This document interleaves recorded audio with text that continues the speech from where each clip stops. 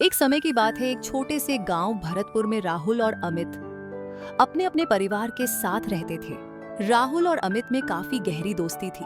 दोनों एक साथ गांव के स्कूल में पढ़ने जाते, स्कूल के बाद फुटबॉल खेलते और शाम में गांव के टीचर से ट्यूशन पढ़ने जाते। राहुल और अमित की दोस्ती साथ में पढ़ने वाले नकुल को अच्छी नहीं लगती थी। वो हमेशा उनकी दोस्ती में दरार डालने की कोशिश करता, पर वह कामयाब नहीं हो पाता था।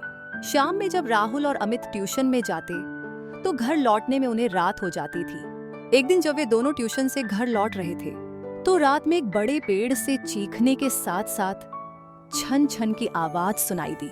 आवाज सुनकर दोनों डर गए और भूत समझकर वहां से भागे। घर आकर उन्होंने इसके बारे में अपने परिवार के सदस्यों को बताया। उनके पापा ने कहा कि सुबह जाकर देखेंगे कि वहां क्या है। राहुल के पापा ने सुबह वहां जाकर देखा तो बड़े पेड़ के पास कुछ भी नहीं पाया। दूसरे दिन जब राहुल और अमित ट्यूशन से लौट रहे थे तो फिर उन्होंने बड़े पेड़ के पास चीखने की आवाज सुनाई दी। उन्होंने घर आकर फिर वही बात दोहराई।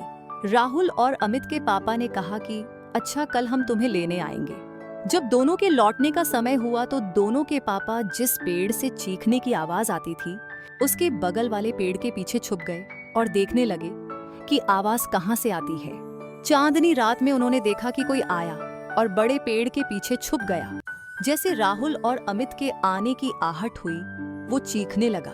दोनों के पापा दौड़कर बड़े पेड़ के पीछे छुपे आदमी को पकड़ा। जब दोनों ने रोशनी की तो देखा कि वो तो नकुल था। वे नकुल को घर पर ले आए और पूछा कि उसने ऐसा क्यों किया। नकुल ने बताया कि राहुल और अमित न तो उसे अपने साथ रखते हैं और न ही उससे दोस्ती रहते हैं। राहुल और अमित के पापा ने दोनों को समझाया और कहा कि नकुल को भी अपने साथ रखा करो, ये भी अच्छा लड़का है। उस दिन के बाद से राहुल, अमित और नकुल तीनों दोस्त बन गए और इसके बाद बड़े पेड़ से चीखने की आवाज भी बंद हो गई। अगर आप ऐसी कहानियों को सुनना चाहते हैं तो मेरे चैनल को लाइक और सब्सक्राइब करें।